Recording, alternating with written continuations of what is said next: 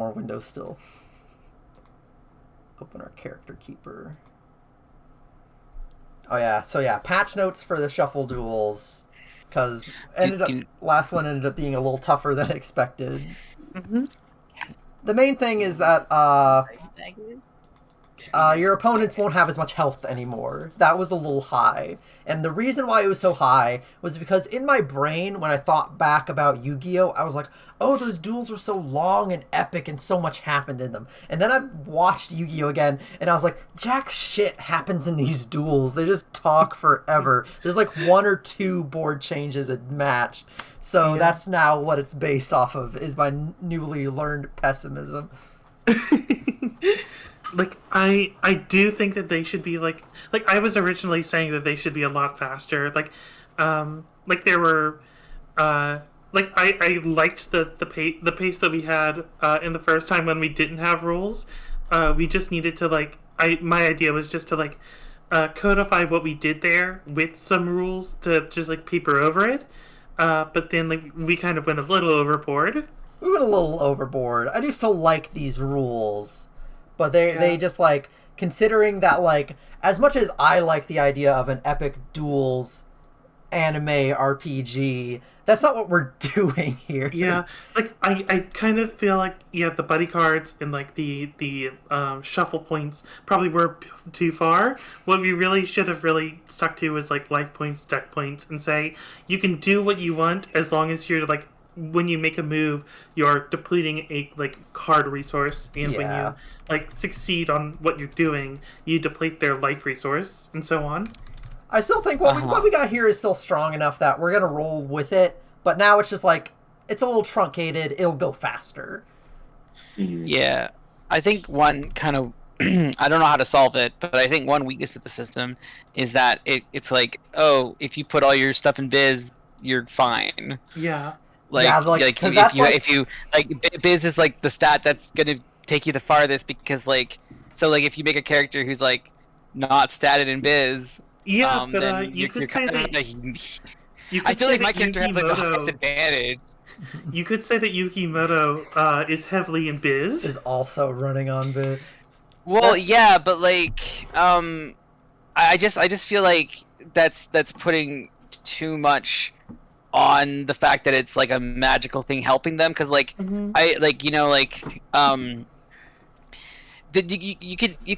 could maybe abstract the stats out more to be yeah, I don't know. I think the fact that every other move but the biz move takes a resource is a big problem. There could be if you scrap really well, if you succeed, you get a 10+ on scrapping. Maybe there's an option could to be powerful cards, or I feel I could I was saying that if you get a 10+ on scrapping, you could not spend a deck point, or if you regain the deck point you spent, or something like that. Something like that. Either just have other avenues of not depleting resources besides just using biz. You're right. Yeah, and I'm just thinking about the stats here. Okay, so they're Glam could be someone who does a lot of mind games. Genius could be someone who does a lot of big setups. Pow is someone who uses it, that'd be representing really strong cards. But that's what we. Our thing is that's what we did before. That's what we also did before. Yeah. That's what I said. If anyone doesn't want to use the dual rules, the simplified rules is you just pick a stat to see if you win, and then you roll for it. The issue with the biz stuff is that I anticipated that the biz stuff would be at the end game scenario when you're desperate, and that someone who was more aggro against you would knock you out if you couldn't rely on that effectively. Got you. I don't know. Yeah, I can kind of see that. You want to represent that whole thing you want to represent the thing in Yu-Gi-Oh! Where it's I'm going to lose unless I draw this card, and it's the issue is the thing I realized is I was thinking, especially I think season 1 Yu-Gi-Oh! Does it best, actually. We were watching Yu-Gi-Oh! I sort of freaking hate season 2 Yu-Gi-Oh! Because it does by the rules, and it takes so long, and it's so straightforward and predictable. But because of the fact that they're following the rules, but they want to still do their shit, it makes it so when they break the rules, I hate it. Like, when they break the rules in season 1, it's fine, because it was just like, oh, this other weird rule or behavior of the cards, that's fine. But in season 2, like, it's like... he was writing Duelist Kingdom, there wasn't a game system yet, so he was just like, making shit up. And then, like, he was kind of forced to use a game system. Because I think that's where the disconnect is that the fact that, like, Kazuki Takahashi was just like writing a manga, and then they're like, hey, we want to still have this card game though, so you have to use the card game rules, and he was like, I guess. And then, like, that's why, like, I think, like, series after the first series kind of do the rule focused stuff like way better, because they actually care about writing a fun duel around the rules. Like, I think 5Ds has some really fun duels in it, because, like, and being a fan of the card game, I'm like, oh, I know those, like, you know, those rules and stuff. It kind of works, but with like season 2 Yu-Gi-Oh, yeah, it's kind of this middle ground where it's following the rules, but also like bullshitting sometimes. The thing that, like, made me, like, the thing that killed my joy with season 2 of Yu-Gi-Oh was I was watching the My Valentine Merrick duel, and Mai had, like, totally won. She had totally won that duel, and she was good to go. Oh my god, yeah. But because she didn't know the ancient Egyptian secrets, when she plays the Egyptian god card, it just goes to her opponent and she instantly loses. It was such bullshit. It made me actively angry. I was like... That sucks. That would make me angry too. God forbid a woman do anything. It was awful. Yeah. It was terrible. Literally Deus Ex Machina out of the win. And also in that episode, there's like a ton of weird BDSM shit with Mai. It's just, like, so unnecessary and insulting. She's a very horny man. They just shit on Mai so hard that season. And she's, like, the 3rd best in the world in season 1. Anyway, last time, so that's just like the thing of, like, when I was making the system, I was like, I need to replicate the Yu-Gi-Oh system, because that worked, and then I watched it again, and I was like, this didn't work, what the fuck was I doing? Aww. But anyway, last time on Eidolon Shuffle, we went to the virtual world, and we fought Firewall Dragon, and we met the dude with Code Talker, Teddy. And we ran into Victor Amar, who was living a double virtual life as the masked maze runner, trying to hide away from the Left Hand Society in the virtual world, because the Left Hand Society is, like, tech illiterate, and they couldn't find him there. But now, our heroes have emerged from the virtual world. It is near the end of the tournament. Speakers are saying this over some loudspeakers or something, like, there's too few of you left. Everybody gather up in the fields outside of Primrose Castle. We are ending the free-range portion of the tournament tonight. And then we head over to Primrose's castle, and there's just, like, flowing fields of flowers blossoming with petals flowing in the wind. And ahead of our adventurers, we see, like, 2 groups of 2 standing at, like, opposite ends of this field where people are going to gather to duel, and it is time for our intrepid crew to select their opponents. One side we see conversing with each other at somewhat of a cold distance between them is Victor Amar and Cassili Theodora, numbers 1 and 2 ranked in the world of Grand Shuffle.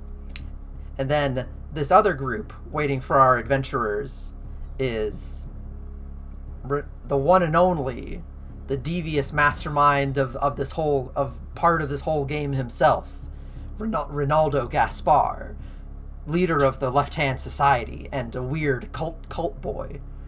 Also, with one of his higher ranking cult members, Tiffany Albright, a duelist whose Eidolon we've met before in the form of Tour Guide from the Underworld. Also, maybe they're leaning against Tour Guide from the Underworld's bus. They're just sort of, like, chilling against it. And horrible. I think as you guys are walking up to this sort of, like, impromptu playfield, you can see that, like, obviously, like, everyone's, like, getting ready to, like, sort of converge on this location, like all of the people who work for the tournament organizers. They're like overseeing this, like they are intending to like route you all into this area so that you have to like duel each other. And it's even set up. It's perfectly even. There's going to be one opponent for each of you. And someone does come up behind you actually and like whisper some advice in your ear. You hear a familiar, slightly Draculan voice say, "You might want to choose your next choice carefully." And you look over your shoulder, and like snuck up behind you is the one and only Elvire Nadash. Wait, where have you been? I've been keeping tabs on things. It seems like you've managed to get Victor Amar out of his slump and back into the tournament. I guess so. Yeah, Victor's come a long way. Yes. Yeah, he's pretty dang good. Strong young man. I imagine he will be even stronger once you are out with your cards out. Yeah, I mean, Alice can attest to that. Ooh. So, like, are you actually in the tournament? I can't remember. I keep... No, I'm not in the tournament, but... Luckily... Well, why not? You got should be. eliminated? You'd be great at counting cards. I don't recall...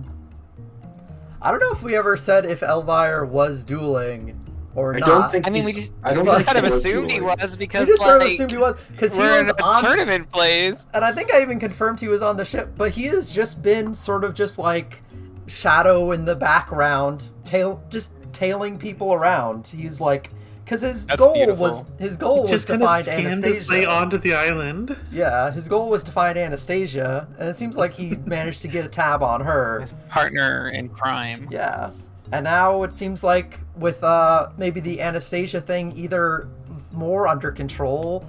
Now you guys are his pet project. Yay! Good to be considered that. If anyone comes up and asks, I'm going to be in your cheerleading group from here on out. Oh, thank you, Vic. I Thank you, appreciate the Elvira. support, Elvire. Do we have a cheerleading group? You do now. It is in the rules that I'm allowed to stay on the island if I cheerlead for you. Oh, that's good news if I ever get eliminated. These are some strange tournament rules. I do not understand. I have the sense that your business on this island will not conclude, even if these duels do not go in your favor, however. That's good. That's I mean, ominous. like, my goal from the start has been to, just kind of, I guess not from the start. I kind of want to stop Ronaldo whatever his evil plans are more than win the tournament. So Indeed. that's keep fine with your- me. Keep your focus on that. Try your best to win. Getting into the castle through the front door will be easiest. But if you cannot manage here today, I'll try to recover. I'll try to help you all recover. Demonic Tutor still knows some things about how this could go. Oh, don't worry. I won't lose again. I'll just do what I did in Breath of the Wild and glide in. I mean, you can use portals. We can just like oh, teleport in. oh yeah, I forgot. I think first up is gonna be Victor and Cassili are starting to walk towards your group, getting ready to face y'all down. So who steps out to meet Victor and who steps out to meet Cassili? I step forward to meet Victor, and I point at him and say, "Our duel didn't finish last time, so this time, I'm gonna win." I look forward to it, Alice. And Victor does like some shoulder stretches, and he takes his cards out. And then Cassili almost seems a little bummed that Alice was so ready to meet Victor instead of her, and she eyes over the whole group. And I think she just sort of like, I'm not sure who she would like pick out first. I think she actually might look at Yosef and start to walk him down, but then who steps in her way and tells Cassili who she's really gonna be facing. It's the brave and full of heart Natalie. I don't know if Natalie would like choose it herself. I kind of like, Like my the idea. idea was like everyone else picks and Cassili's left and Natalie's like, oh fuck. Because I don't think she would challenge. I don't think she would either. I'm actually I trying to think think of Yosef would. Yosef would absolutely take on Cassili. Actually, do you want? I think almost I like that idea. Do we want to do a Cassili Yosef then? And then I think that's and then we better. could do a I Natalie. wasn't feeling strong about Cassili. It's just I Yeah. thought she was the last left between That is true. shit Like when we were business, like though. picking, when we were picking in the bracket beforehand, she was last. But now that I'm like improvising this scene, I think she would come up first, and I think having it be a Cassili Yosef actually does make sense. And then Sounds good. Who Yosef was thinking of dueling, I think makes total sense for Natalie. Yeah, I think it's even like a rematch. 'Cause I think we fought before. Yeah, that's how that In, 2v2 the tunnel. went. Yeah. And so yeah, Cassili does eye down Yosef. I think she's just sort of like trying to do like a quick check of everyone, and just looks at Yosef and just like, I suppose you'll do. All right. Oh, I'll do more than do, Cassili. I'll bring it. And I do like a series of like wrestling poses. Beam rises to the top. You've got no idea what you're bringing yourself into, sister. Yosef, Yes.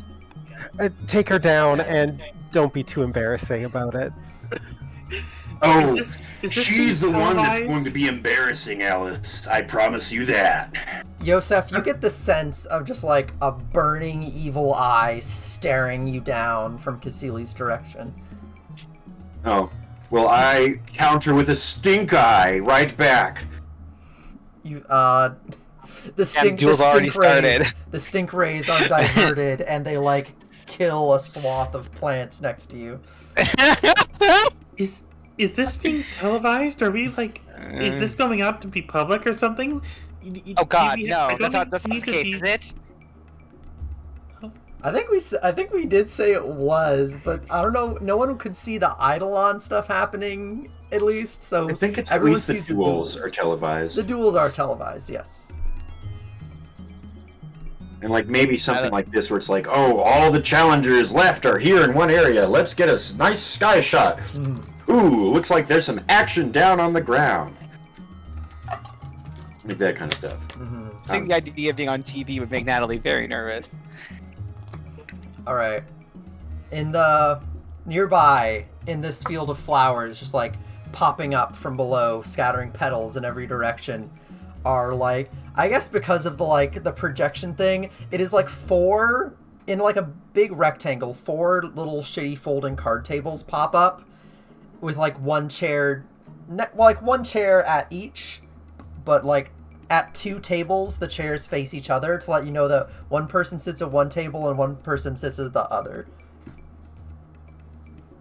And then so yeah, we get everyone set up like that, where we have at one set of the distant tables is Victor and Alice, and another one is Yosef and Cassili. And now we are going to do the shuffle duel thing of everybody set your life and deck points to 3, and then we are going to do a it's time to duel roll. So both Alice and Yosef roll 2d6 and choose to either add Gen or Biz. Gladly. Ooh, delicious. Okay, 7 plus. What was I adding again? Either your Gen or your Biz. So Okay, I 0 got a for you. 7. Yeah, 7. All right. I got a 9. Cool. Total. All right. Or I guess that's still the same. You're gonna choose one of the following. But both of you choose this for like the setup of your game. You get one of your best cards out on the first turn. Play a buddy card of your description. You quickly prepare a solid defense. Your opponent will not be able to damage your life points or affect you until your next turn. You mulligan for a good hand. You gain 1 additional shuffle point, or you gain 1 hold. When an outside force would try to deduce your strategies or spy on your cards, you may spend this hold to prevent that. That last one's just like the you think someone's gonna cheat option.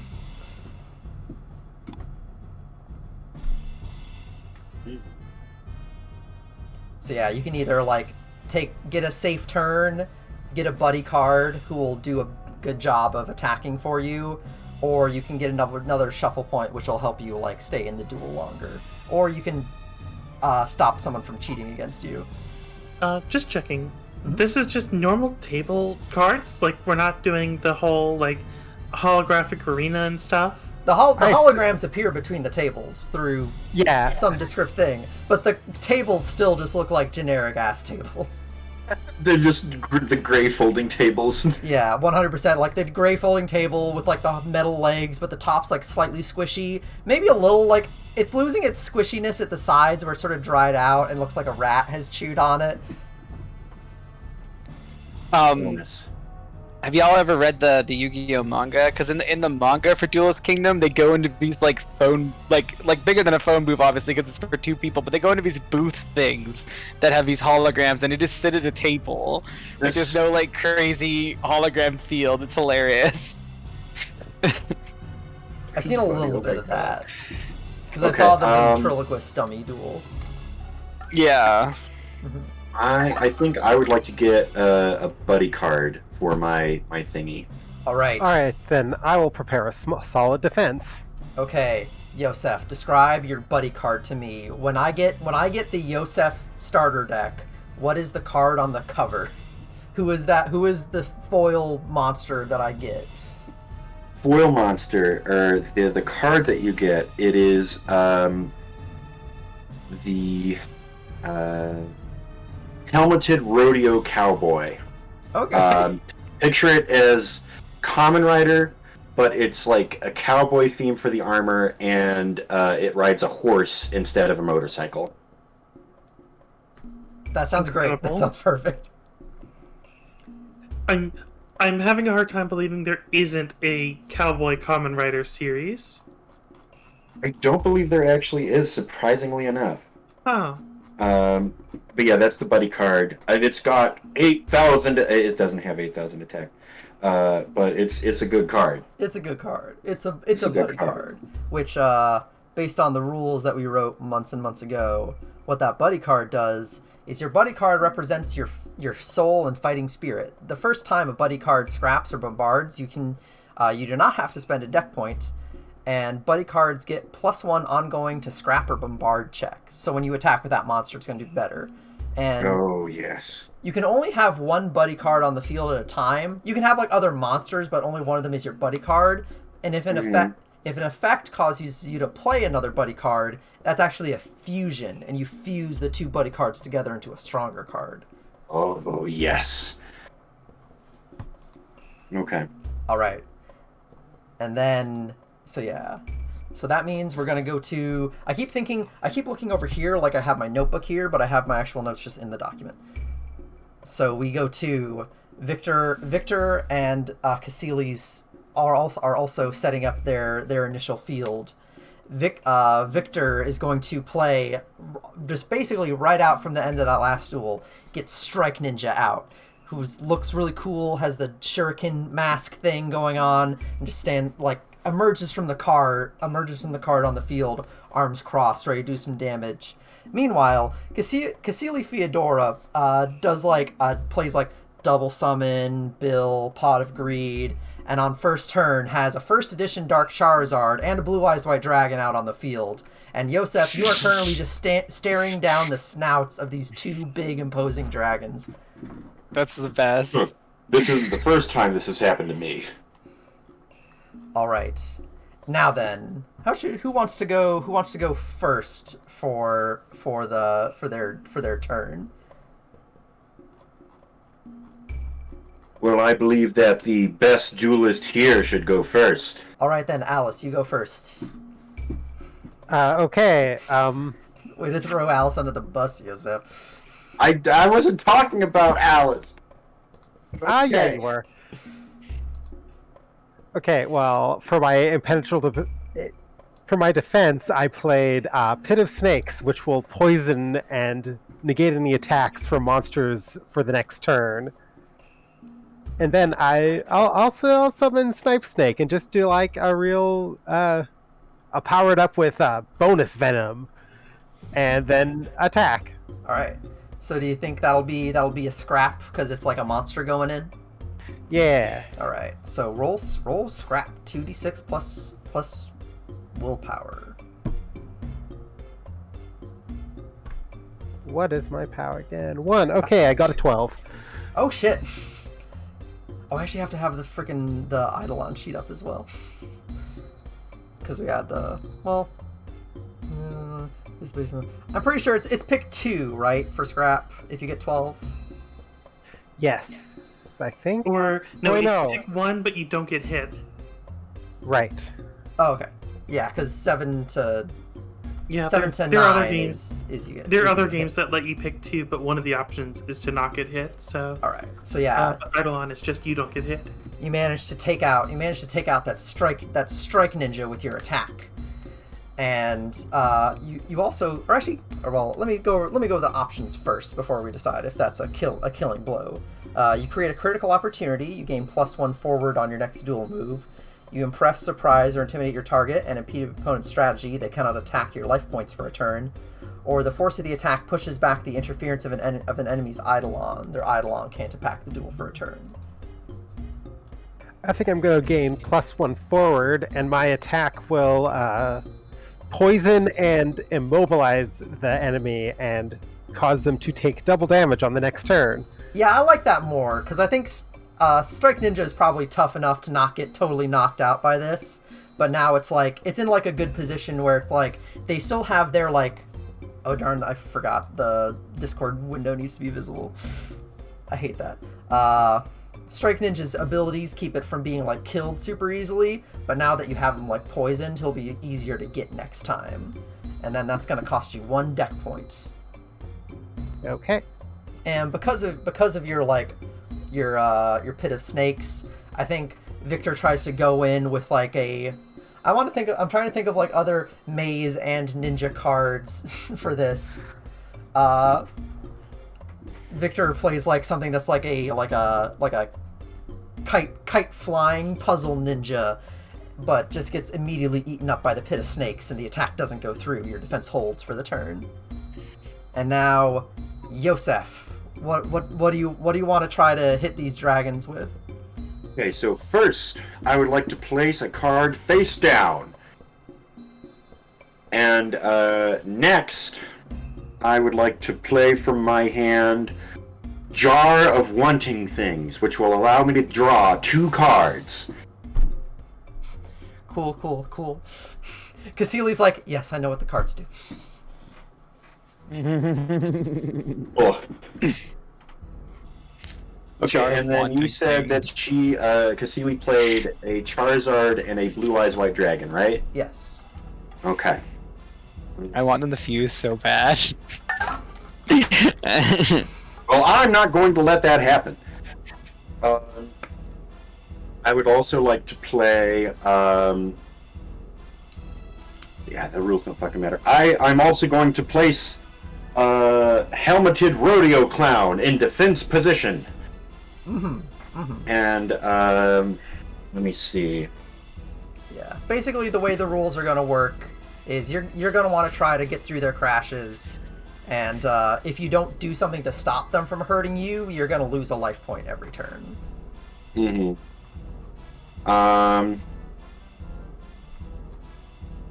I'm going to aggro the Blue Eyes White Dragon with my Helmeted Rodeo Cowboy. All right. So that means you get to roll 2d6 plus POW and then add +1 because you're doing it with your buddy card. Even though they're in defense Special boy. position, which is weird to me. But maybe they have a special move where they can attack in defense position. Not my call. And Just total. shuffle. You can do whatever you want. It's like a move. You play a card that's like called like rodeo sucker punch, where you change to attack position, attack, and then go back to defense position. So I got a 10 total on the roll, and also And is that with the +1?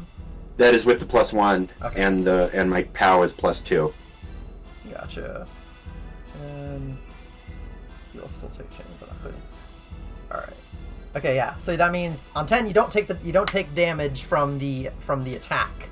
So which one do you want to say you're you get to choose one of you create opportunity, impress, surprise. There's the interfere with Eidolon thing. I will say we did a dredge the undertow on Cassili before. She has no Eidolon. She is totally normal here. She is just good at this game. That's fine. I'm gonna say, I'm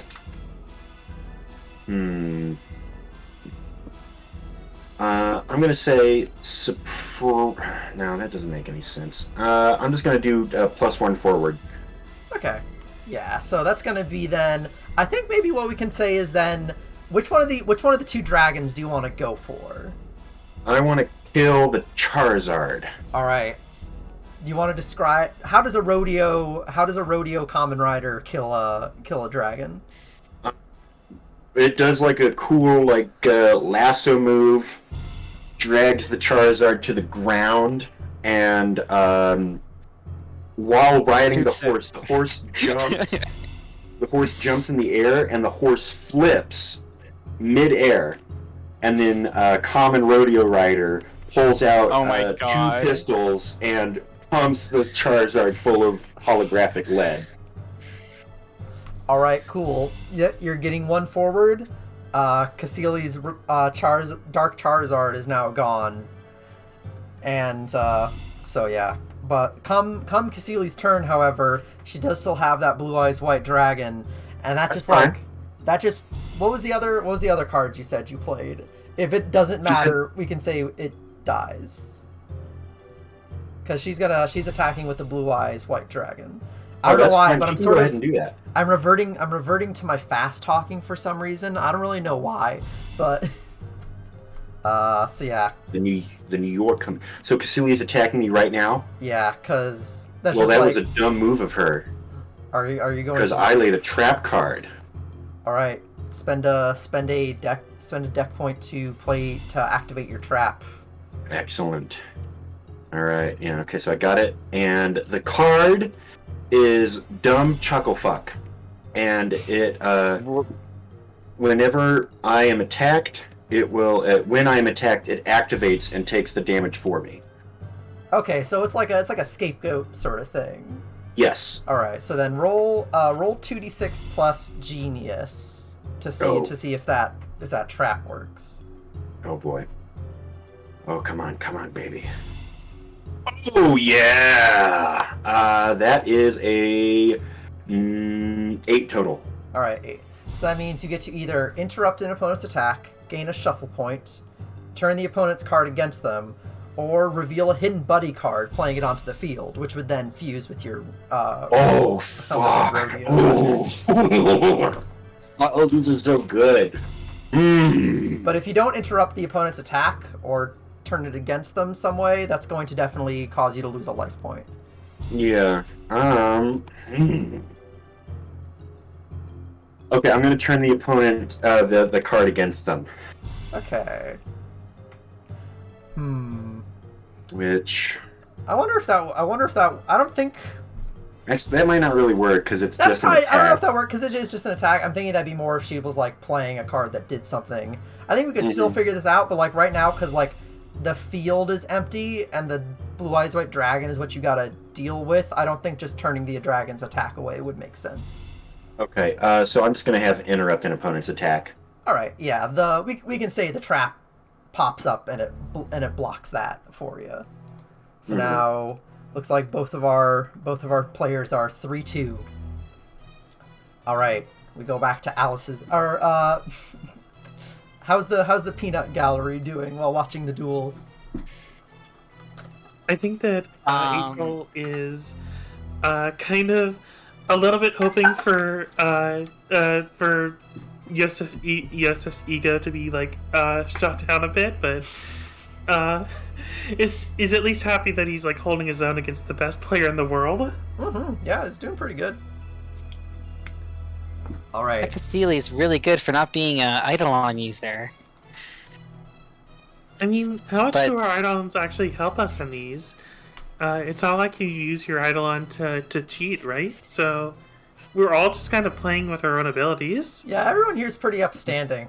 The only one who really tried I guess to use, that's true. The only person who was really using their Eidolon to cheat we saw so far was one of the teenagers tried to use their ritual of the knob and pull to see through doors into other people's hands. But anyway, that means we go to Alice. Alice's shuffle turn. All right, I am going to play Pit Launcher to launch all the snakes from my pit into onto Victor's field. Oh no, not all those snakes. That sounds like a burn. Yeah. All right. So then roll 2d6 plus Dex. All right, that's an 11. All right, cool. And also, yeah, that's another deck point spent. And so, does that mean? Okay, let me pull up our little basic things here. Target. Templars, you just hit the target dead on. Dang. All right, that means that these snakes land on Victor's side of the field and overwhelm the paralyzed strike ninja. And just snakes don't really do this. Snakes don't really work together to take things down because that's not really how they do things. But that's what happens here. The snakes put aside their solitary predatory instincts and take down just one dude. And Victor's health points take a massive hit, and he's on the back foot, but he's just like he's like, "Dang, Alice, you got me right back how we were at the start of that last duel." But I think we're going to see a similar trend this time, and he gets the next thing on his field set up on his turn. As first he summons his Eidolon card, Labyrinth, Wall Shadow. Yeah, that Wall Shadow. That's what it is. And then, that's not all. Let me get my notes out. He plays a polymerization. He plays like a card that's called like Fusion Polymerization, where he gets to take a card out of his fusion deck and then fuse it with the card he just played. So he takes out a Flame Swordsman from his fusion deck, slaps it on the field, and that fuses with Wall Shadow. And then all of a sudden, you are looking down the like shadowy, shimmery, flaming sword of the Shadow Flame Stalker. Dang. And then, of course, follows up with a magical labyrinth, trapping all of your snaky creatures inside a labyrinth with this horrifying shadowy swordsman. Which, I guess then, if they, I suppose that was a burn, which means I think what happens now is that swordsman's going to town on your weak little snakes, and that's going to all those just little guys getting hurt real bad. That's going to take down one of your life points.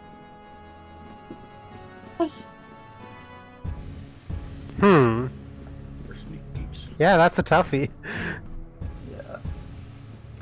And then we go, and that's the field for your next turn. We go to Yosef's field.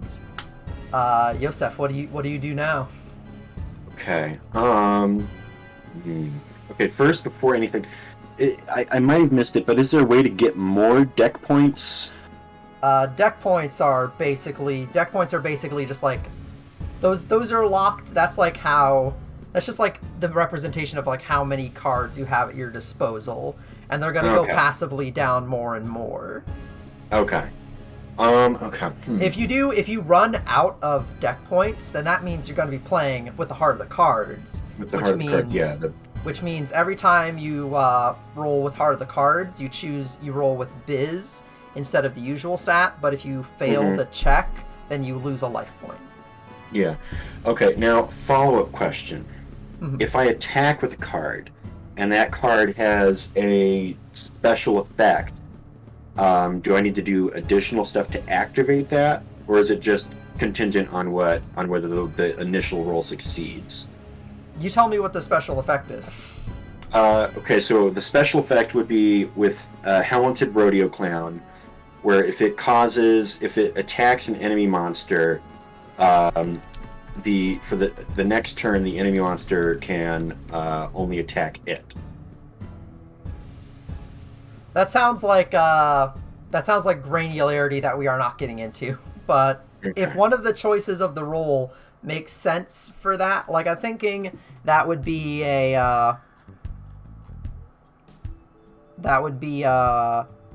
like when you aggro, you could choose. It would be aggro, yeah, that would totally work. Okay, great. They cannot attack your life points next turn, but then they would attack the Helmeted Rodeo Clown instead. Mm-hmm. Okay, so I didn't put up the player screen this whole time. Everyone's just been listening to us and not getting to see my face, which doesn't matter a ton because we're just talking. But I do feel a little dumb for not updating. Yeah. That. Someone should. Okay.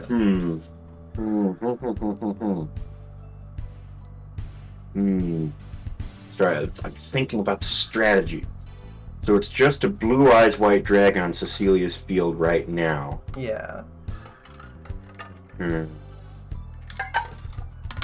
And I can't attack her life points with a monster on the field, right? No, but also that's also sort of like a granular thing. Just try to use your abilities. Just focus on using the abilities, and when you succeed, we will interpret them to because the thing you just have to do is if you don't stop her from hitting your life points through the rules of the game, she's gonna do it regardless of what's on the field.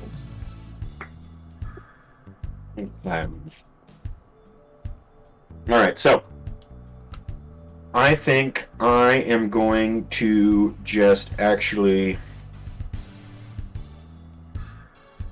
destroy her Blue Eyes White Dragon with aggro. So I'm gonna roll my 2 dice, add my stuff. 2d6 plus POW, and then +1 because you're using a buddy card. Okay, come on, baby. It will also. Oh, baby! A triple, 13 total. All right. That does also. You will have to spend a deck point to do that because only the first buddy card attack is a freebie. Yeah, that's fine. That's fine. Because now we're imagining you're still drawing cards and stuff, and that's running you out, or maybe you played an equip card or something to make the attack more effective. So yeah, you definitely kick the ass out of this Blue Eyes White Dragon, and you get to. Oh, and also you even had +1 from the last one, didn't you? Yeah, I had so I had 14. Yeah, dang. All right, so now you choose to create a critical opportunity or impede your opponent's strategy. I'm going to impede strategy. All right, so then they won't be able to hit you immediately with this next thing she plays, which I will get into right now. She plays some card that's called Blue Eyes Graveyard, where it's when you destroy my Blue Eyes White Dragon, I'm just gonna pull a whole bunch of more dragons out of my deck and play them right on the field. And now you are staring down another double dragon barrel of one Niv Mizzet from Magic the Gathering, the red-blue dragon of the Izzet house from Ravnica, and also a Azure Eyes Silver Dragon. And Azure Eyes Silver Dragon has an ability that protects other dragons on the field. Okay. April probably doesn't care, but I, June, love Niv Mizzet. Or whatever his name is. Izzet was the guild that I liked in Ravnica. I also like Izzet. I feel like Izzet's the most popular choice. Red Blue's just fun. I think I really liked Simic, but Izzet is close second or third. Yeah. But really, Cecilia, a dragon-themed deck? That's so passé. I think what would she say? I think she would just sort of roll her eyes at you. I think she's this is just one. It's one of 50 decks I have, so don't worry if you don't like this one. You'll probably never see it again. Yes, I don't aim to. I definitely don't remember the voices I did for most of these characters. The only one I remember is Elvire, because it's Dracula. That's the only one you need to remember. But sort of French, too. That's why we fell in love with him. All right. This means now we are going back to the Alice field. All right, I think I'm gonna try to fetch. So I guess I'm gonna play Serpent Idol to summon my buddy card, Lamia Queen. That's what it is. All right. So roll 2d6 and add biz, which is 0 for you. That is a 9. All right. So yeah, that means you get to summon a buddy or get one special or shuffle. We know you said buddy, so that means you have your Lamia Serpent on the field. And since you spent a deck point to use that move, which means now you can make another dual move in addition to this one. But you won't have the extra, or well, since it's a buddy card, you don't need to spend a deck point. So yeah, you can just if you're doing what I'm thinking you're doing, which is doing something with the buddy card. Yeah, Lamia Queen's just going to do a direct attack. All right, so roll aggro. That is a 8. All right, so that means you will lose a hit life point from the exchange. But you get to choose. What was your last turn? Last turn you did the burn. Yeah. You can create an opportunity or impress, surprise, or impede. I'm going to impress, surprise, or intimidate them. Maybe like I play a spell card that makes Lamia Queen's attack paralyze them. Yeah, it's like a kunai with chain situation. Yeah. It's like a throw something that ties them up and gives them like an attack bonus. From the exchange, I think Shadow Flame Stalker doesn't die from it. They have like some sort of enduring effect as long as they're inside the labyrinth. Maybe they're like using shadows to sort of like indirectly dodge the damage, but like you're managing to keep them engaged in this fight and tripping them up with your describe Serpent Lamia to me. Lamia Queen is a big Lamia lady who has like a huge sword. Gotcha. That's something. It's keeping the fight's still going, but Shadow Flame Stalker is properly their attention's held. They won't be attacking your life points next turn. All right, and now we go back to the Yosef Cassili field. Okay. So I think.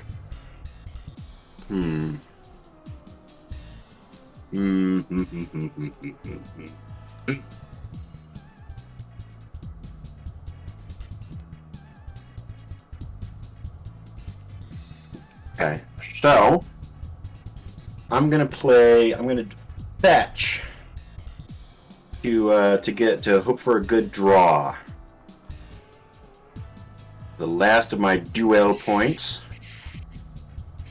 And that is, and then I didn't do forward. Okay, so I'm gonna fetch. All right, then 2d6 plus biz. Is this to get a fusion for your clown, or is this to get a shuffle point? Oh, it's not for my clown. The clown is not the buddy card. The cowboy is, and I just got an 11 total. All right, yeah. So you get to do whatever effect you're gonna do, and also you gain an extra shuffle point. Which, if you do get 5 of those, you win instantly. Let me see. Let me add that shuffle point in, just real spicy quick like that. Okay, so I draw just the card that I needed. It's Mechagodzilla. Okay. And as I play the card, Helmeted Rodeo Cowboy and Mechagodzilla start fusing, and in the end, it is Mechagodzilla And then on top of Mechagodzilla's head is a horse, and on top of that horse is the helmeted rodeo cowboy. Oh, so it's like a Gaia the Dragon Champion situation where you're just putting them on top of each other. Yes. And now it is Mecha Rodeo Cowboy 2. All right. And I would like to add that this is like the OG Mechagodzilla. And let me see. I don't have. Oh, and I can make another dual move this turn. If you fuse into a buddy, it does give you another of the free Scrapper Bombard, and now you're getting +2 with that buddy instead of +1. Or you get to choose. God. Or you can choose to. You can. There's a choice of you can either make it go +2 ongoing, or hold 1, and if it would be destroyed, you get rid of the hold instead. So you can basically either give it an extra hit point or make it tough or make it hit harder. I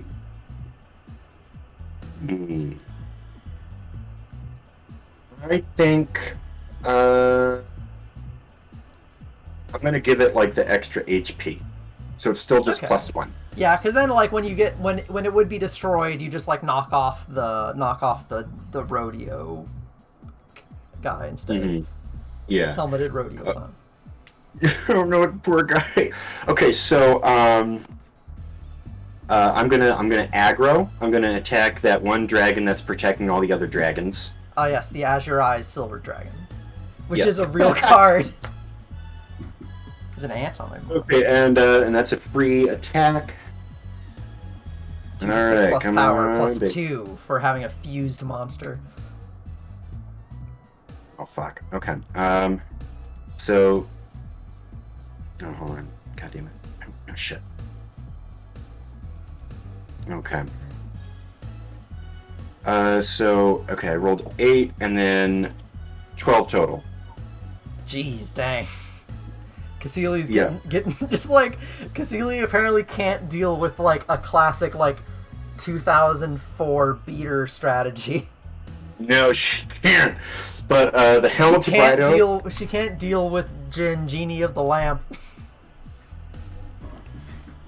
But the helmeted rider throws a big lasso around the Azure Eyes Silver Dragon and pulls it right up next to Mechagodzilla, who grabs the dragon, shoves the finger missiles in its mouth, and blows it up. Alright, so choose create an opportunity or impress or intimidate. I'm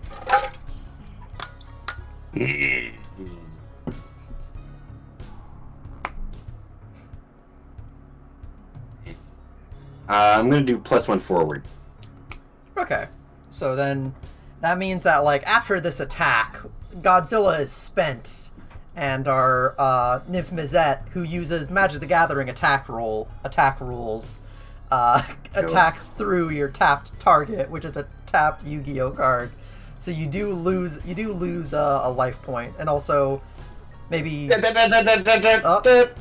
what? Well, I lost a life point, right? Yeah, you lose a life point. Yeah, I was doing the sound effect. That's very important. Gotcha. I thought you were going like no. Read the rules. Read the rules. Okay, yeah. So what else does Cassili do with her villainous act? I think that is her turn. But you see her like she is definitely getting something ready in her hand. Like she is ready. She is ready for this wall of defense to go down, and she is getting something else prepared. Mm-hmm. All right, Alice, you and Victor are like you're neck and neck, but I think he looks like he is about to falter. He looks like he is not very comfortable with the situation. He's got his Shadow Flame Stalker in the labyrinth, but your goddess Lamia, Empress Lamia, however, Supreme Lamia, right? Lamia Queen. Lamia Queen. I don't know why I keep doing it backwards. Lamia Queen is definitely sort of like pushing aside the walls of the labyrinth. She does not care. She slithers through it so effectively and just knocks over the walls. She doesn't care. Shadow Flame Stalker is on the retreat whenever combat starts. So what are you getting up to? Did Victor do his turn, or did he just That was just me sort of describing like the way Okay. the field is looking. He'll do his turn after you because he did the last turn, but the last turn was just you keeping Shadowflame Stalker busy. So we're gonna assume that he used his last turn to try to like get the field back to normal. I'm thinking maybe he played like some card, like he played Magical Labyrinth. He rearranged the labyrinth, so now that Shadowflame Stalker had a good shot at your Lamia Goddess. Lamia Queen. Oh my god. Okay. I have aphasia. So now it's like he did Magical Labyrinth, so Shadowflame Stalker has a clean shot at your monster come next turn. All right, I think I'm going to play some trap cards face down and then say, hey, Victor, this is going a bit different from our last duel. I think I might actually win this one. And then Lamia Queen, attack! I'll just do a basic aggro again. Alright. Gotcha. That will require a Heart of the Cards, because I think you spent the free one last turn. Yeah, doesn't matter. I got an 11. Alright, yep. Shadowflame Stalker faces down the Lamia Queen bravely with the shadowy sword outstretched. Victor still seems like maybe there's like some way like the numbers will work out if they just clash head to head. Like maybe the home field advantage will kick in the labyrinth. But when the dust settles, Shadowflame Stalker does the hologram breaking into shards of glass thing from Yu-Gi-Oh! And Victor Amar's life points down to 0. And you hear like some voice out in the distance say like, Victor Amar has been eliminated, and you see the black card appear above his head and break in half, and his deck starts to sizzle. No. Well, his cards. And now it's like, and now this is just because this is what happens when someone loses. They have to give you one of their cards, and if they aren't giving you one of their cards, it hurts. So they Victor Amar gets up from their shitty little card table and presents their deck, his deck to you, and he's like, it was a good run. Honestly, I'm glad it was you. Welcome to the number 2 spot in the world, Alice. We both know you won our last match. We're just tied now. Maybe, but we'll see how Cassili does once you're up against her. If you get up against her. What's going on over there? Victor looks over at the other table. And so yeah, what do you take from Victor's deck? Or do you just take a random card? Yeah. And he's not like afraid of this. He's like, go on, take a souvenir. Come on, take a souvenir. Remember, I want you to remember me by something. I can just buy another one. I'm rich. I'm trying to think. What cards did he play? You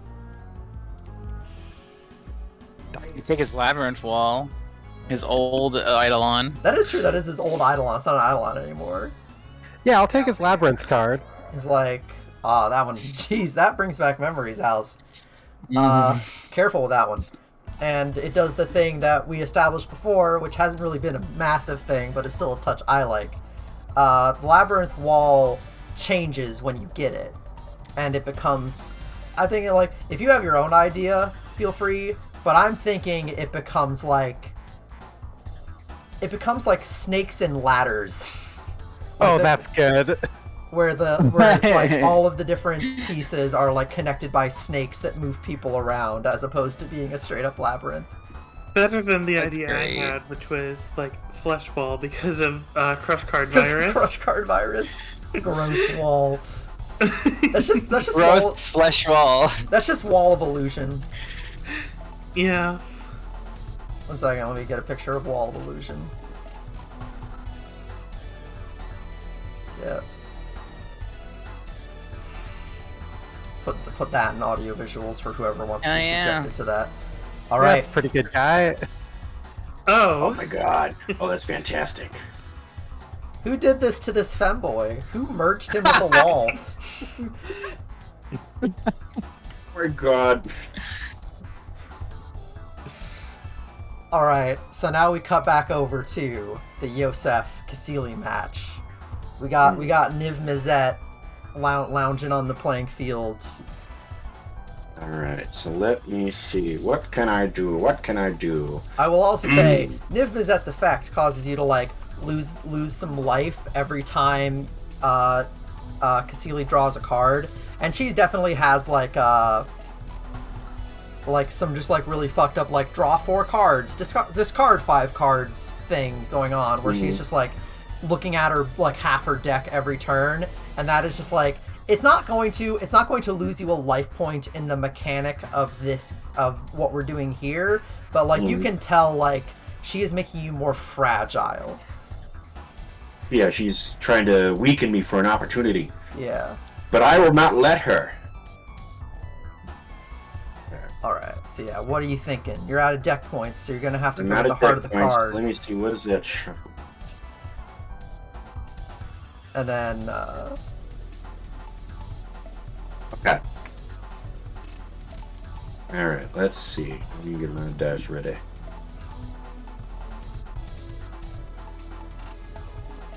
Oh yeah, baby. 10 total on Heart of the Cards. all right, but what are you heart of the cardsing? It's a modifier. I am... Is what? It is a modifier for any other move that you would. Yeah, I know. I just want to let you know I got a 10 on that, so I'm good. And I wanted to... Oh, also, another thing about Heart of the Cards is once per duel, when you believe in the Heart of the Cards, you may be helped by your friends, which if you succeed on a move this way, you get a shuffle point. And also, of course, gives you the bonus from a tie. That's from, like, friends putting their hands together and thinking about the card you're going to get. Do I have to say that before, or could I say that now? We're gonna say before. We're gonna say for later, because you already did fine on this one. I did. I already did it. Yeah, I figured. But hey, you can't blame a guard for asking. Yeah. Okay. And also, Cassili still has another crash, so I'm sure you'll find a better opportunity to use it. Yeah, I'm trying to see which move would be best for what I want to do here.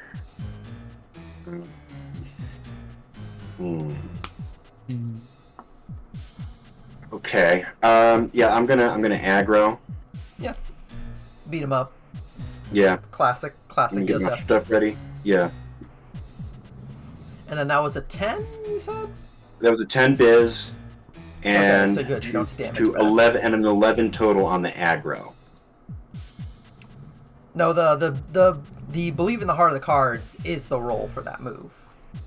Oh. Yes. Okay. When you make I a dual understand. when you make a dual move with no deck points, roll plus biz on that move instead of the usual stat. On Okay. hit, you use the card. You find the card you need. You doing the move as usual. On a miss, you lose 1 life point in addition to failing. Okay. All right. So now, okay. Right. So you've succeeded on the aggro with your helmet rodeo Godzilla. Do you want to +1 forward or impress or surprise? I want to.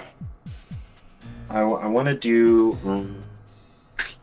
We'll do impress, or we'll do like intimidate, and would I be able to make a nether roll if I wanted to use the all-out attack special ability, which would be like it's just a second attack. You can do that. That's from Okay. your class. It is. Oh, I was just saying it's like a stupid made-up card ability. I don't think it's actually What? last thing. Let me I thought you. see. Yeah, no. What is it? Don't worry about what You're any probably actual thinking card Bloody says. Knuckles. Or is that? Oh, or you mean Bloody Knuckles? Because yeah, that's the scrap. Oh yes. Okay. So. Or no, that's not regard for your safety. I'm not sure if there's something that's here that you're thinking of. Yeah. No. Well, never mind then. Oh well. Or actually, I don't know. I- do you want to do a daylight savings? I guess maybe. Yes, actually I do. Actually, I do want to do that. I do want to do that. That's the best That'd be I great. can think of. After killing Niv Mhm. Mizzet, you can roll plus Biz. I'm gonna say that's once per duel, though. I'm just trying to look Okay, at, yeah. If you want to do something, I'll let you do something. Alright, cool. Yes! So, Ooh, that is that's an 8 total. alright. So I'm gonna say, this is definitely interpreting very generously. But I'm gonna say that means that, like, just like your...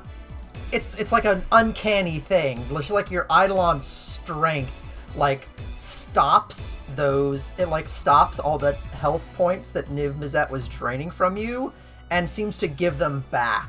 So now you go back up to 3 life points. Yes! Yes! But I'm gonna say you can only do that once, because defeating Yes, a yes, monster that's in totally- a duel is not the same as killing a real person. Yeah, that's totally fine. That's totally fine. I'm just glad that I gotta do some bullshit. Alright, perfect. Your move, Cecilia. Or CC, as I like to call you when you're not around. That gets her, she just like does like a wince, just like don't like that. And but she gets like a nice smug look on her face as she proceeds to just like absolutely fill her side of the field with cards. And she's like she starts doing a little monologue, and she's like, Oh my god. those one turn kill strategies are always something really popular with new players who think they have a lot of good luck but have no idea what they're doing. But when you've been playing a game for as long as I have, you learn to see like the true value in cards like those, and you start to realize that some of them actually work a lot better together. And she plays a polymerization, and just like coming out from like, I think it's even like it's like a power fusion where it's like cards from her graveyard as well. And also the card that let me what's the card that summons Exodia Necros? Oh fuck. Contract with Exodia. So yeah, she plays like Contract to Exodia to get the Exodia pieces out of her graveyard, but then she uses like break like a defusion to get the pieces back, and then does a Monster Reborn to get her Blue Eyes White Dragon back, unsynchronize on the Azure Eyes Dragon in her deck to get another Blue Eyes White Dragon, and all of a sudden this fusion is creating just the most bullshit huge monster you've ever seen. It is a Blue Eyes Ultimate Dragon sort of thing with big muscular arms, and on each of the dragon's head, actually there's 5 heads. There's 5 heads on this Blue Eyes Ultimate Dragon, so that's 2 extra than usual. And in each of these on each of these dragons, in their eye, you can see that like the spell binding pentagram from the background of Exodia on it, and also like one of the Exodia parts. And she says, "I summon the ultimate Exodia Eyes Forbidden Dragon." Yosef turns his head to Alice and raises his arm up and has the perfect expression of, "Do you see this bullshit?" April turns to Natalie and says, like, That monster looks... why didn't Sorry. she just keep the Exodia pieces? She'd win instantly. It almost seems like she wants to humiliate Yosef here. Like she's like his way of playing is making her angry. I don't think anything can stop that monstrosity. I don't blame her. Yes, I watched the only other tournament she played Exodia Eyes Forbidden Dragon. Was she also up against a really annoying opponent? Yes.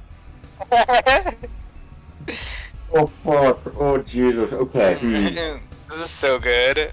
And actually, also just because Ultimate Eyes Exodia Dragon is so good and powerful, she just like gets to like immediately she just immediately unleashes it on your Godzilla, clearing out that 1 extra hit point from it. She kills the rodeo, the helmeted rodeo clown, and now it's just a regular Mecha Godzilla. Fuck! All right, now it's your Yosef move. is making. Yosef is making a good show, slamming his hand down on the table. Fuck! I can't do this alone. I need the help of my friends. So, such as they may be. And I'm going... Okay, so believe in the heart of the cards. Okay, so you're gonna believe in the heart of the cards for... Or... and then someone... Okay, so here's the thing. Someone does have to choose to help you. They have to make that decision themselves. Will anyone help me? I've been okay to most of you. I think April's been the one who's been like bad mouthing you the most, so I think that it should be her who helps you out. Like, what are you trying to do? Okay, so I'm trying to let's see. I've got a special buddy card. I'm gonna fetch it. That's what I want to do. Mm-hmm. And then that's because again for like the helping thing, this is just like it's once per duel. It is just like the Deus Ex, like put your hands together thing. So you don't really have to do much of anything besides just say you believe in Yosef. I'm gonna shout out to Yosef. Oh hey, don't forget the pot of wanting many things lets you draw 2 cards. Appropriately, even with a +3, I rolled a snake eyes.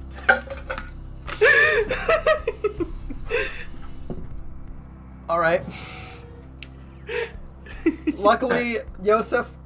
So that's just no modifier then, right? Yeah, that's no. My help did not actually work. It failed. Oh. Yosef's just like, I know that. Okay, here I have a question. Mm-hmm. If even if the help didn't go through, if I still succeed on the move, do I get the 1 shuffle point? You still get the shuffle point, just following the letter of the law. If you still succeed on this, you'll get the shuffle point. Okay. Which would put you at 2, which is 3 away from winning instantly, which would be funny, but I don't know if that's a good use of your 3 life points and no deck points. It is not. Okay, but I am gonna fetch. Because you can get if you get +10, if you get 10 or more on this fetch, that could be 2 more shuffle points, which would put you at 4. I'm just saying. Yes. So anyway, yeah, do your roll 2d6 plus biz. Roll 2d6 plus biz, yes. Sorry, this is just a very monumental moment. Mm-hmm. No one's ever beaten the ultimate Exodia Eyes Forbidden Dragon.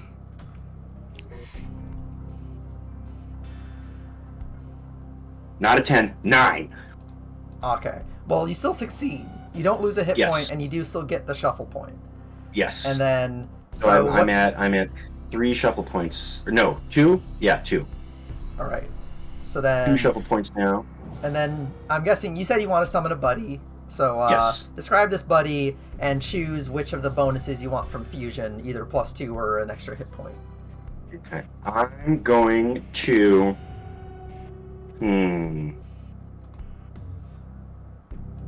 Okay, oh no, it's not I'm going to. So the card I'm going to draw.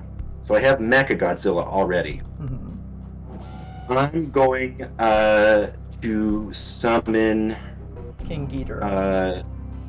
Well, no, not King Ghidorah. Mecha King Ghidorah. I was gonna say once you fuse them together, it becomes Mecha King Ghidorah.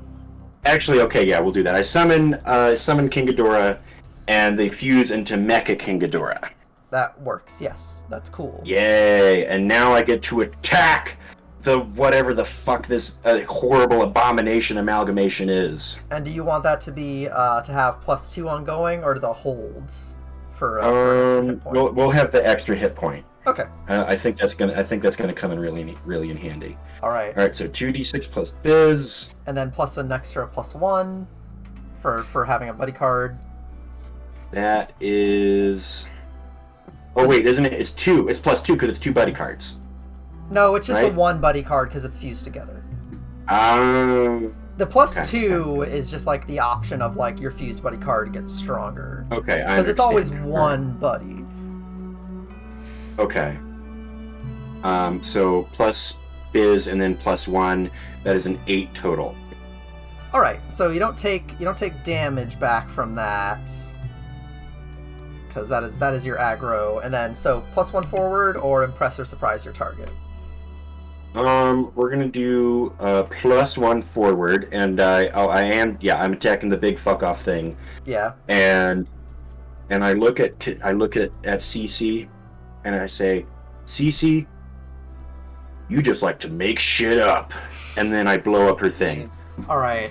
I will say you only managed to take off the leg eye head, but it doesn't do great for the Exodia Eyes dragon. You still managed to get in there and hurt them, but they're not down for the count yet.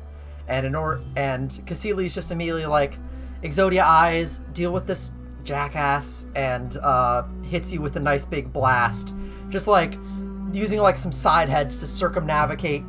Actually, I think what it probably is. Multi-head dragon versus multi-head dragon. It's multi-head dragon versus multi-head dragon. So I think this is like another wave of blasting, and the attack will destroy the extra hit point on your buddy again, and then also does enough damage to cause you to lose a life point. No. So now I'm back down to 2. How's the peanut gallery responding to this? Oh no, that other dragon has more heads. It's gonna win. Yosef is surprisingly resilient. Yeah. That's... Also, I didn't know Yusuf has been doing really well, but Cassili's still up. Like, that's really impressive. Mm-hmm. I will say I'm not going to make you tear off all 5 of the heads. That's just how I chose to show the. Yeah, I don't want to scare anyone. But okay. So it's back to my turn now. Yeah, back to your turn. Okay, so I'm going to. Actually, no. While we're at it, I think Cassili does some shit to regrow that head anyway, and it looks like she is starting to like have the Exodia Eyes Forbidden Dragon start to do some sort of ritual where they are assembling their heads in an Exodia shape, and that's not good for you. So you should probably stop. Oh well, I'm not fucking scared at all. Okay. So I place a card face down. Okay. And let's see, what am I doing? Anything special? Oh, I do have +1 forward. Okay. So I say, Mecha King Ghidorah, use your gravity to beams against that beast, and I'm gonna aggro it. Gravity beam's gonna be burn if you want to try that. But yeah, aggro is your deal, so I won't stop you from doing that. Oh no! That's actually that's exactly what I want. Because burn burn basically means like if you fail, you won't lose a health point in retaliation. Yeah. Okay, so I'm gonna do that.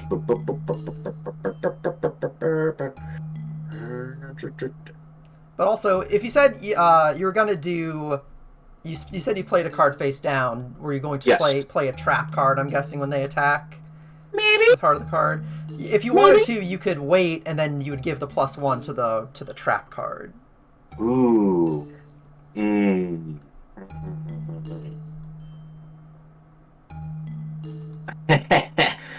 know, I think I am actually going to do that. All right. So then that means on Cassili's next turn, I will say like. This thing that the dragon is doing is happening. So so actually I don't want to do that then. Okay, I want to aggro. Yeah. I want to aggro. I wanted to give you all your options. All right. Okay. So that's +1 forward and biz. That is 9 total on aggro. You guys roll too fucking good. All right, and that's even with also the +1 from having a buddy card. Oh no, 10 total then. Yeah, damn, and that that was plus biz too. Yes. For Heart of the Cards. Fuck me. Because it was forward, biz, and buddy card, and I got a 7 total on the roll. On the roll. So 7 plus 3 is 10. Yeah, that checks out. What is your biz? Yep, the 1. It's just 1. One's good. It's a Powered by Apocalypse game, so the small numbers matter. Right. And I would like to gain a +1 forward on my next duel move. All right. I'd say you are managing to just because I know you got that trap placed, you beat it. You beat into the Exodia Eyes Dragon with your Mecha Godzilla, but it doesn't Mecha King seem... Ghidorah. Mecha King Ghidorah. Well, didn't it lose the extra hit point? Okay, fine. So Yeah, knock Mecha back down. Godzilla. Or we it's could fine. say we could also just say that maybe it's a tougher Mecha King Ghidorah. It could still be Or, Mecha King Ghidorah with a head off. Yes, the middle head has been blown off. Middle head is It's gone. less mecha now. All right. You seem to you make your opportunity, but now the Exodia Forbidden Dragon Blast is still activating on you. What is your trap card? My trap card is the Super X2, which reflects any enemy attack right back at the card that initiated it. All right. So roll 2d6 plus biz. Mm-hmm. See, that is 7 total. Dang, just barely enough. If you got Yes! 1 point less, you would have lost. But now Yes, you do but I that didn't. thing. You do that thing. You just straight up catch the Exodia Blast, and you throw it right back at Cassili. And Cassili loses. Oh my god! The Exodia Eyes Forbidden Dragon melts Oh away. shit, I scared my cat. Mimo, And it's okay, buddy. It's Cassili okay. just like sits back in her chair. Her table is just knocked over, and she's just like sitting with her head leaning on her finger like this, and the card above her head vanishes. Feels good, doesn't it, CC? Good to win. She doesn't feel the pain of the sizzle of the deck because she doesn't have an Eidolon that operates on that rules. But she's like, all right, come over and get your dump card. I don't know. I don't know if any of your cards can help me with my deck. I don't know. She is immediately, her phone is lighting up immediately. Like someone is calling her like, did you lose? I heard you lost. Did you lose? Does this Oh. make Joseph the I just- champion I just- of Grand Shuffle? I not shot. so. Yes, it does. But I take a random card from her deck. I think, do you want, because I want to say, like, you get a dragon, and then, how would you Yosef up a dragon card? Ooh, I know. Okay, so what was this fucker's name? Now Alice will never get her Lamia Empress card back again. You can still duel her. Like, you don't have to duel her just for the title. I guess that's Okay. true. So, the card I get is Des Ghidorah. All right, yeah. Des Ghidorah.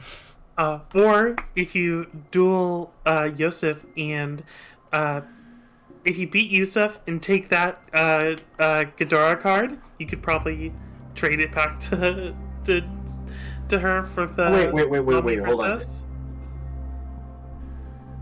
Okay, so wait, CC has Lamia Princess? Lamia Empress. Lamia. Empress. Okay, well Oh, I heard that wrong, I just yeah. take Lamia Empress then. Oh, okay. To give back to Alice. Yeah. You sure? I mean, it could just Well, be... what am I gonna do with CC's crappy cards? Absolutely nothing. I mean, Like, they're dog shit. They're absolutely crap. Joseph, you're not a very good winner. it was a reason for, like, speaking out of game, like, it was a reason why like Alice and her were going to, like, duel again. So if is it something that you want to just, like, take that and just, like, be the one to give it back to her, or does, like, That's my plan. And that's almost that's sort of Joseph's like, plan. I mean, we already had, like, the tie moment between the two of them, but that's, like, a good little character strengthening moment there. Because, like, Alice and Yosef seem to get along.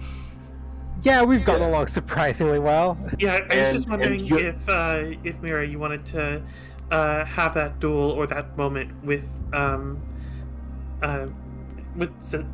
Cassilia. Because I'm mixing up a lot of names. Hold on. Her name's just Cassili. Like Cassili. Cassilia, but with just an E at the end. Yeah. No, I think there's a transference of properties where now Miglig is the one she has to beat. Okay. Oh boy. Oh shit, boy. Miglig's here? Oh, wait, no, Yosef, right? That would be Okay. crazy. I should have had you just The fourth person should have just been like Miglig was here. Just like everyone's OC is here, and we're dueling everyone else's OC. You know, Oh my that's not god, that would have been That's not a incredible. bad Holy idea. fuck. Everyone like does a PvP match, but the person they're playing other than them is an OC of theirs at this tournament. Oh my god. I should have thought of that before, but we're here now. But yeah, so I guess I take Lamia Princess and Empress, sorry. And I walk over to Alice, or Yosef walks over to Alice, is like, yeah, it turns out Cece doesn't have really any good cards, so I figured you might want this back.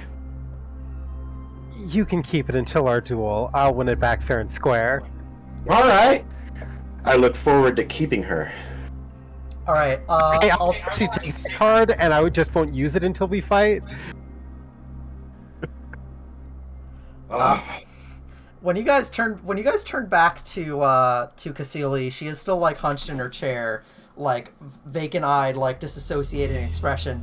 But also now there's like a white goat that is eating all her cards. What is... What? Yeah, a goat is what? eating her cards just right off the table. I wanna like shoo the goat out, like shoo it away. Be like, get out of here! It tries to headbutt you in return. it pushes you away, and it goes back to like, it seems like it wants the really good cards, like the Exodia Eyes Forbidden Dragon. April's gonna See, like, what's okay? Her name's I just lost it. Cassili. Cassili. Cassili. I'm like, Cassili, don't you care about your cards? She doesn't. I don't think she even responds. I think she's just like face, just like pulsing. And then Cassili, everybody loses sometimes. Just get up and get over it. After this goat has had its fill of Cassili's cards, it walks over to Yosef and just sort of seems to be following Yosef now. I hold out my hand for the goat to sniff. It sniffs your hand. It sort of it gives it there's like a good goat. I pet the goat. It gives you like one of those like headbutts, like those little sort of playful headbutts. And then Yosef, you hear a voice in your head that's like, "We have matters to talk about." Okay. well, only Yusuf heard that, right? Only Yosef hears that. I say okay. I'm like, hey everybody, or well, not everybody. Like just hey, my friends are in close vicinity to me, and I'm speaking in a voice that can't be heard by others around me. This goat's talking to me in my head. What? Are you? Yeah, well. At least I think it's the goat. He said that. What do you say? You know, so. What? Where he is, Was he's it got like- kind of like. It's weird. It sounds ominous. What? Yeah. I didn't think that's what a goat would say if it could say things.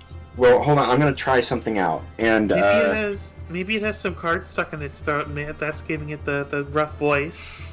oh, maybe.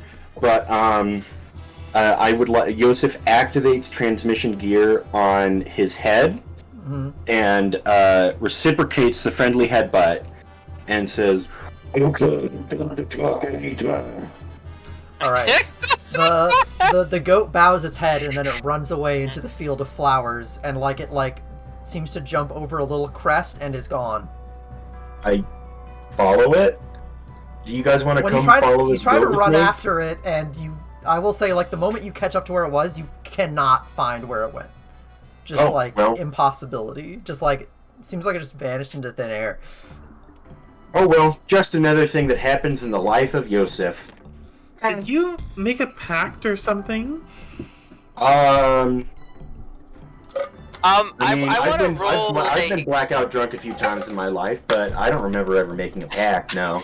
I want to like try to read that goat's aura. All right, dredge the undertow for me.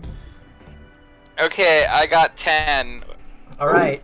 Remember a long time ago, I had you dredge the undertow when you first saw Cassili, and I told you she had this feeling like she didn't even have a soul.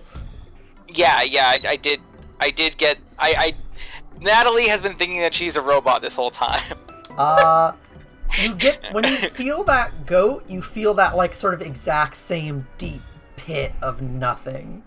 And as you're sort of sensing the world around you, Cassili stands up from her chair, like, hucks a bag over her shoulder and starts walking away and just says, "It's your problem now, jerks. Bye."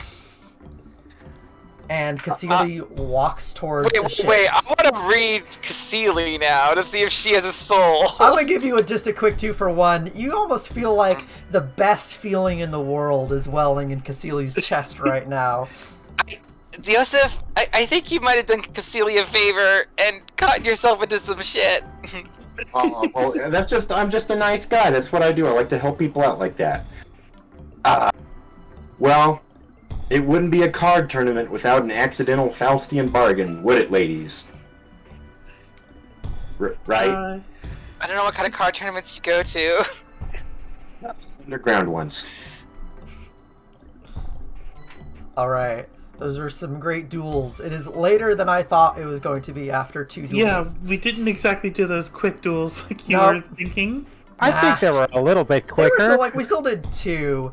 I probably could have, like, let people die faster, but I like my gravitas so much. Honestly, I was super. Important.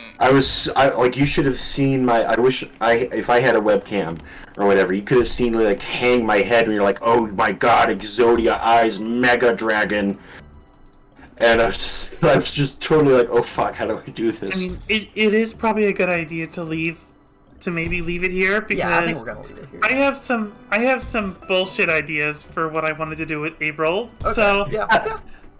Because, like, next time we're gonna probably do some shadow shuffle shit, because we're against the evil fuckers. also, like, is the Phantom Clock ever going to hit midnight? It Or is like at midnight now, but I But wanted there's just to. not been a good opportunity. Yeah, I wanted to, like. I wonder maybe when shadow shuffle shit I bet starts. the goat has something to do with the Phantom Clock being at midnight. Because like That's I my small bet. I was like I need to find out what the current end state is. So I wanted to get our crew here and knock out some players. But yeah, the Phantom Clock is like hanging at midnight, and I'm planning to do something with it. Oh god. Okay.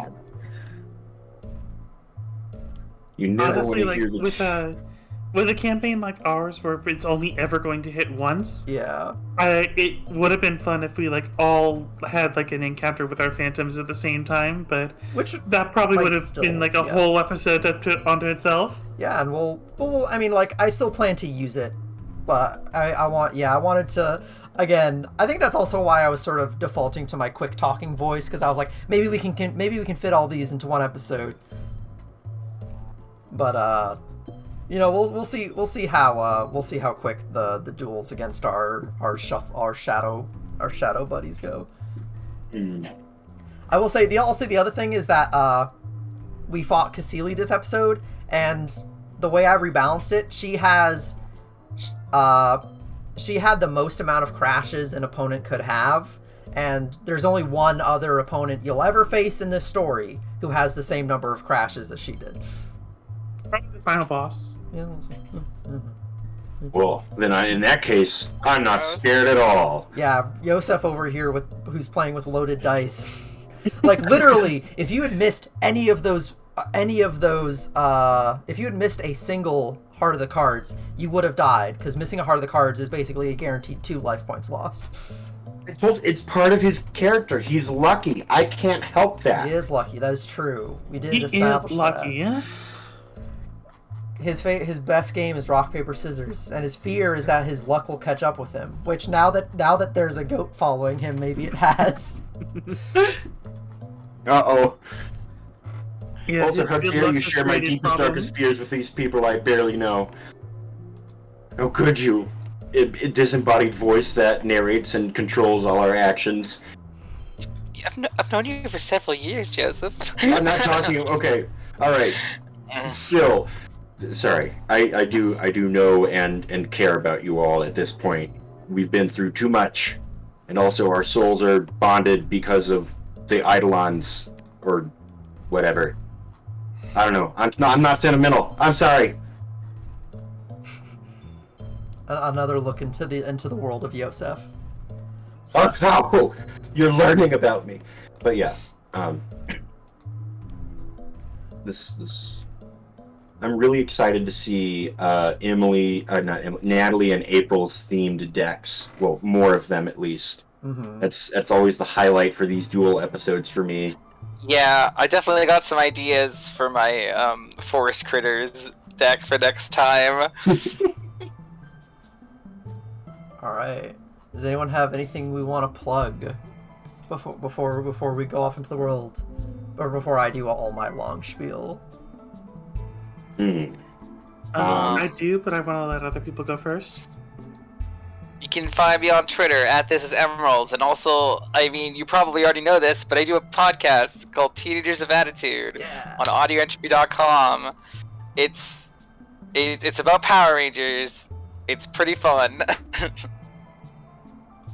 I would like to plug my Twitter, which is at Miglig, MYGGLYGG. And I would also like to kind of jump off Emily's plug, and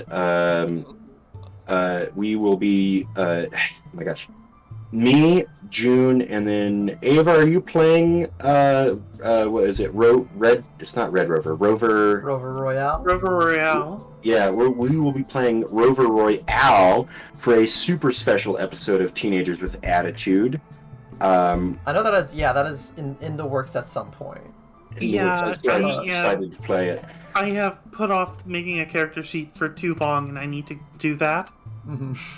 I thought I was doing one of those things too, and I also need to make a character sheet, I guess. We can talk with Zach later. That's still.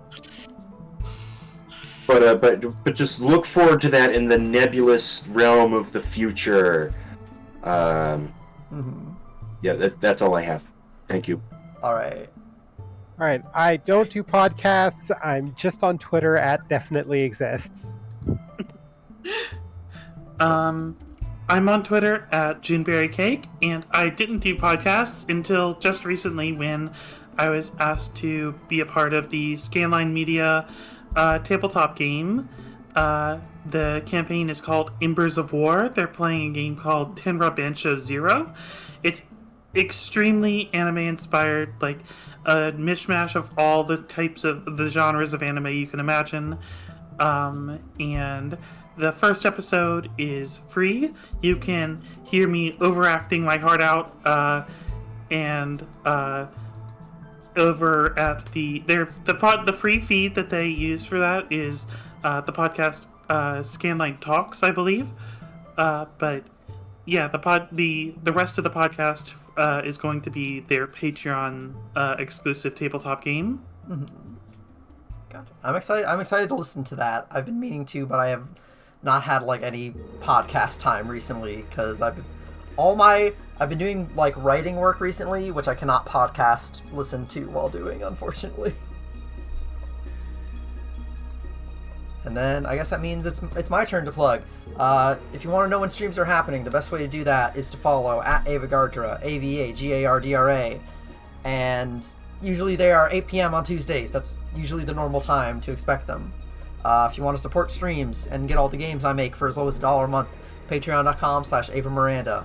Also, this is the most important thing you're gonna hear from me tonight. You should definitely do this. You should go to motecomic.tumblr.com and read my webcomic, which I have been slaving over for the past week. It has been only out for, as of tonight, it has only been out for 7 days, and it is now nearing 50 pages long, because I got really into it, and I'm having an absolute blast, and it is genuinely really funny. Like, I think it has made me laugh several times just going back and reading it. I think you'll enjoy it. Not only that, but it is a forum adventure. You know, think like those old days of like Problem Sleuth and shit like that. And also it's got a lot of Among Us DNA and Hitchhiker's Guide to the Galaxy. Portal sense of humor is a lot of what I'm going for. So go to motecomic.tumblr.com. You do not need a Tumblr anymore, it turns out, to send a command. So send your commands in. Especially when Chapter 2 starts, I'm going to need a lot of commands. So get those fuckers in and read Mote, because it's a good comic and I like those characters a lot. Mote's really cute. As of this recording, I think the Moat Tumblr also, only out for a week, now has like almost 100 followers, and I'm really proud of that. I've been blown away by the response to Moat. It is beyond my wildest expectations. I did not realize how many people would be into Moat and actively read it and send commands and reblog and reply to the posts and stuff. It has brought me just an infinite amount of joy to see the comments people have made about Moat. It seems like people really like it, which I've always been very proud of all the stuff I've made, but I don't think I've gotten as vocal a response to a project before. Like random people reply to Moat posts and say how much they like it, and that's crazy, and I think you should listen to those people and read my webcomic. Anyway, that's moatcomic.tumblr.com. I'm gonna roll credits. And also, again, I have custom emotes and stuff if you want to subscribe. I think they're good emotes. They are good. Oh, spam emotes in chat. Everybody spam your emotes in chat if you got them. You can get a sparkly crewmate.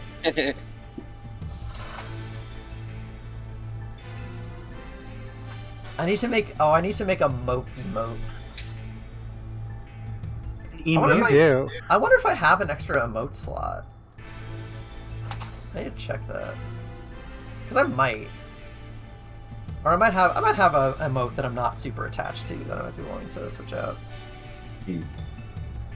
Anyway, everybody have a great night, and thank you so much for watching.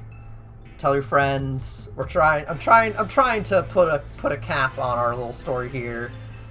Because I do want to be able to say that the Eidolon Shuffle story gets a proper conclusion.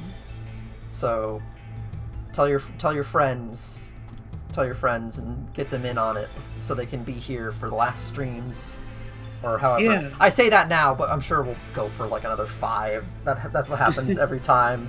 I mean, I still have anime bullshit I want to do. Yeah, we still got so much. We gotta like commit to like now's the time to get out. Oh shit! Yeah, I think we like I don't know exactly how much, but I bet that we'll end before episode 15. We're at 9 now. This is episode 9. Yes. Okay, so before episode 15 is a good bet. Yes, because I remember I said when we started, I said like 5. I said like 5 episodes of Eidolon I don't know Shuffle. how we ever thought that was going to happen. Well, I mean, the thing is, this you is- say 5 so that you can aim for 7, and then you end up with 9, and And you're still not done. And you're going into the I like final this arc. better than the alternative of it just fading away into the distance and never finishing. yeah, I'd rather it end up going like longer than we thought. Like it's not going to be it's going to be over once we beat the bad guy, and that will happen unless we all die, and the story ends that way. tune in next week for when that happens. Because I'm forcing myself to end at 10. All the characters die. Alright. Good night.